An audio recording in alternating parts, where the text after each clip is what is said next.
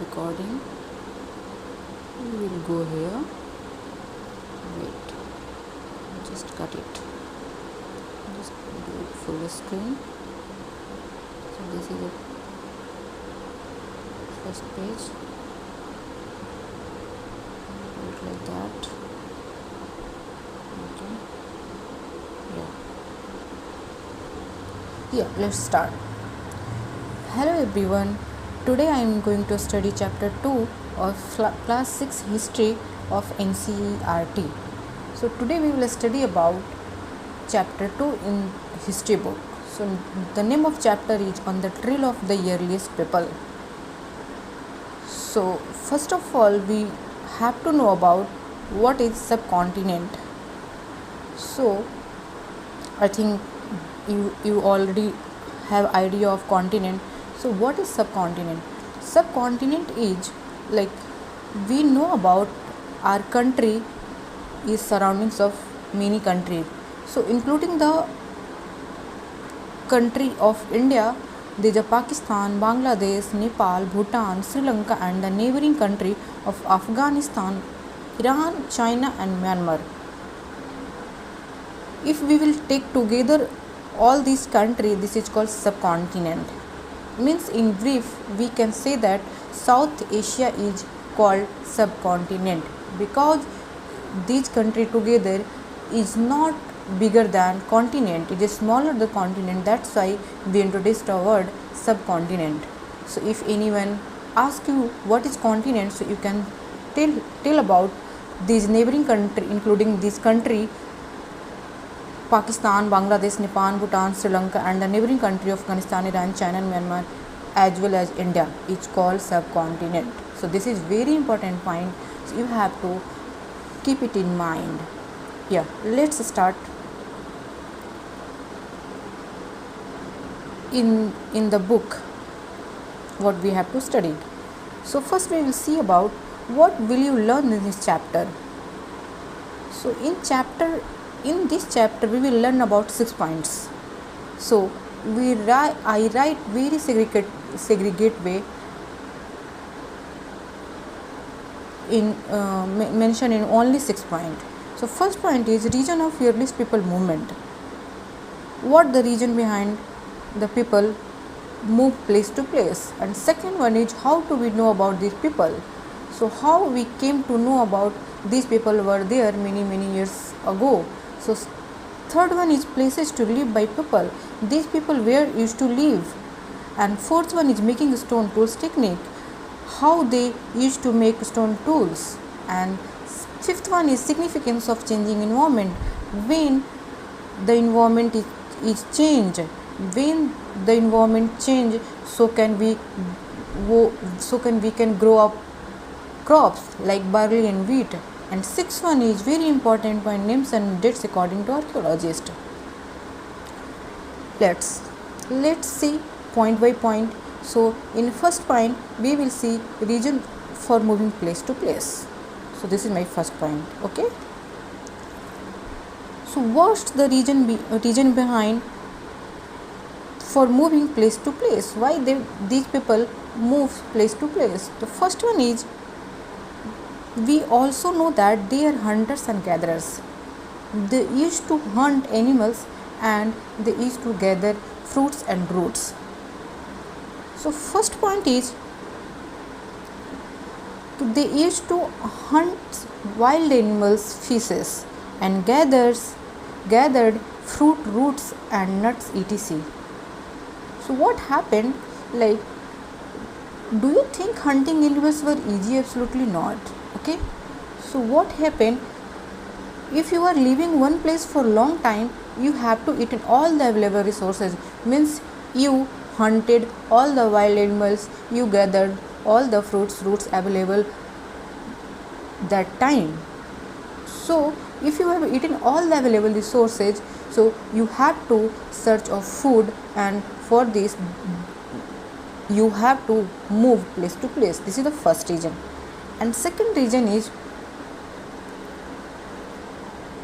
plants and trees bear fruits in different season. Means you see there mangoes has different season, you eat mango in different season, you eat pineapple in different season. So every fruits and plants has different season to grow up. So for searching for seasonal fruits, they have to move. And third reason is the need of water. Okay, searching for water resources, some lakes and rivers were seasonal, not perennial. So what does mean perennial? Means it is available all the time. So some lakes and rivers are perennial, means they are they have water all the time, but some are seasonals. So the people who live bank of that rivers and lakes, they have to move one place to other for searching of water. So final point is, want to meet their friends and family. This is so easy. If I want to meet my friends, I have to go to other places. Yeah, I left that point following an animal movement. This one. So for animal also move season by season. So we know that we used to hunt wild animals. So for hunting the wild animals, there is availability of animals. So if animal is moving other places, we have to follow them and we have to move together them too. So this is also a reason of moving place to place. Okay, so I have a question in my mind. What do you think? Do you think hunting animals were easy? I don't think so. Absolutely not. Hunting animals is not easy, because what the reason? Animals are faster than human. So you have to be alert, quick, and you have to have presence of mind to hunt these wild animals. And also the gathering fruits and roots are not easy, because some fruits and some roots are poisonous to your health, and you have to segregate between which roots are poisonous and which is edible. So this is also you have to that knowledge. So those people are also knowledgeable to segregate these things. Yeah, this is complete reason for moving place to place. I hope you understand. The second point is, how do we know about these people? So how do you know that these hunters and gatherers were there? So archaeologists found some tools of stones which is made of wood, bone and a stone. So we found these things and we came to know about these people. Sorry. Yeah, this is the second one. So this is some important point. Places where remains of things are found called sites. So places where we archaeologists found things, remains of things, means like some remain, not like proper way, not proper tools and buildings, but in broken tools are found. Those sites are called, those places are called sites. Remains of things are remains of things are tools, pots, stones, remains of buildings. Okay, yeah. And sites where stones are found, places where stones are found, and places people made tools, means places where stones found, it means people used to make that tools on that place. So this is also called factory site. Okay, and third one is sites where used to make tools and people used to live there also. So that place is called habitation cum factory sites, means people used to live here also and used to make tools also. This is called habitation cum factory site. And the final one is sites where people used to live, only people used to live, they are not into the work, they are not into the making tools. This is called habitation site. So for example, Bhimbedka is a habitation site. At Bhimbedka, people used to live only, they don't used to make tools. Okay, I hope we are clear till now. So now we see places to live, where people live on those days. So there are three points: Bhimbedka, Hunjgi, and Kurnool caves. You have to remember these 3 points: Bhimbedka, Hunjgi, and Kurnool caves. Yeah. So we talk about people used to make tools, those stone tools. What the technique to make that tools? So there is a 2 techniques only: stone on a stone technique, and second one is pressure flaking. So first we will see what is the stone on a stone technique. So in a stone technique, so the stone from which tool was to be made is called core. So the stone from which tool was to be made is called core stone. Okay, and the second one, and the another stone which was used as a hammer is called hammer stone. It means there is a 2 stones: hammer stones and core stones. So they used to hold core stone on one hand, and another hand they used to hold hammer stone. So from the hammer stone we give some pressure to remove the flake of the core stone, and to do that we get required shape, and we used to make stones as per requirement following these techniques. So this is called stone on stone technique. And second technique is pressure flaking. So we will know about this pressure flaking. So in pressure flaking there is also a core stone. So we have to put core stone on the firm surfaces. Firm surfaces means hard surfaces, rigid surfaces. So we have to put core stone on the firm surfaces, and we used to hammer stone. Like in hammer stone we add some bone and bonier stone to pressurize the core stone, and we will get required shape and size to do whatever you want. So this is also pressure flaking. So just we have to flake some portion of the stone. We are not flaking the one layer or 2 layers. We can sorry. So whatever you required to flake, whatever you required, use that hammer stone and flake that one only. So I hope you understand. Significance of changing environment. Now we will see significance of changing environment. What is the significance of changing environment? So first one, we know that initially environment is very cold. That climate is not available, means not proper to grow grass or grow any crops. So before 12,000 years ago, environment is changed. So environment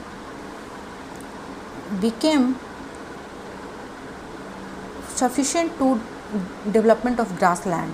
So that time, 12,000 years ago, we were able to develop grass.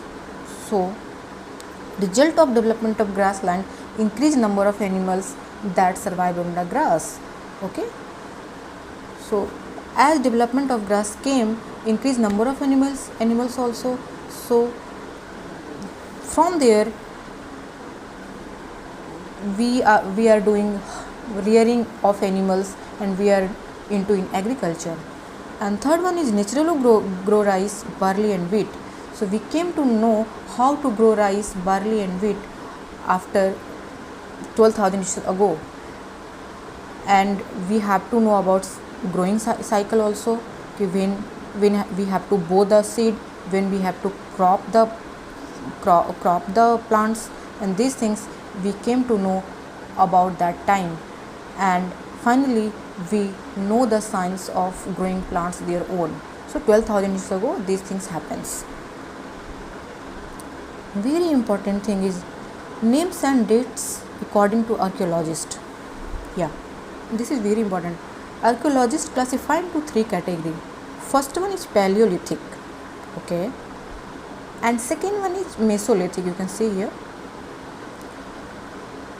second one is Mesolithic, and third one is Neolithic.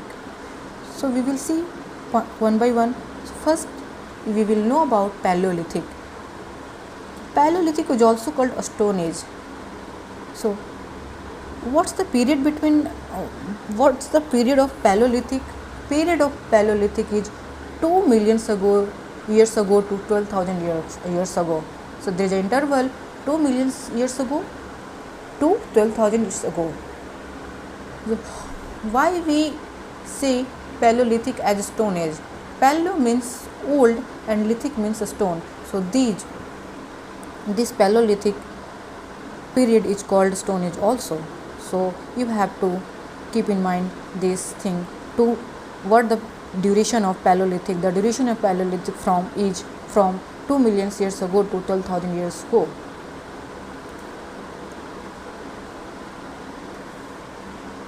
Paleolithic has three parts: upper, middle, lower. So Paleolithic period covered 99% of human history. So 99% of human development is happened in this period. So what the Paleolithic sites? You have to remember Bhimbedka, Hunjgi, Kurnool caves are Paleolithic sites. These are the Paleolithic sites. This is important for exam also. So you have to keep it in mind. What are the Paleolithic sites? Bhimbedka, Hunjgi, Kurnool caves. So how we can know about fire is invented in that age? So we found at Kurnool caves in this period. In Kurnool cave we found ash remaining. So we came to know about fire is introduced in this period. Ostrich was found in India this period also. Ostrich was found in this period also. So ostrich eggs were found in Patna, Maharashtra, and designed or engraved on those eggs too. So this is very important. We were not found only ostrich eggs. Ostrich eggs there were design engraved on it. So I means painting culture and art and culture are also there. Yeah, Paleolithic is complete now, and now second period is called Mesolithic. So Mesolithic is also called Middle Stone Age. What's the duration of Mesolithic? Mesolithic duration is from 12,000 years ago to 10,000 years ago. What the difference between these? Only 2,000 years. So from 12,000 years ago to 10,000 years ago. So the duration of Mesolithic age is 12,000 years ago to 12,000 years ago. So in Mesolithic age also environment changes. So in Mesolithic age stone tools were very tiny and called microliths. So in Paleolithic stones were comparatively bigger, but in Mesolithic age stone tools were very tiny, and these stone tools are called microliths. Now we will study about Neolithic. So what's the period of Neolithic? Neolithic age duration is from 10,000 years ago to till now. 10,000 years ago. In Neolithic is very important period. So in Neolithic various things are happened. So in Neolithic agricultural development came. After Neolithic age our civilization developed 27,000 years ago. So 27 years ago civilization developed. What are the Neolithic sites? You have to remember these things: Burjoham, Mehergarh, Payampalli, Chirand, Mayagara, Koldihwa,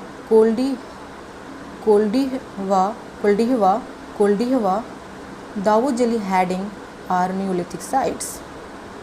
So you have to keep it in mind in these things. So these are, I think, questions maybe come from these points.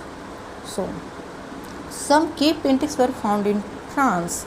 Paintings were made between 20,000 and 10,000 years ago. color used in painting made from minerals like iron ore and charcoal. So we we were found paintings also.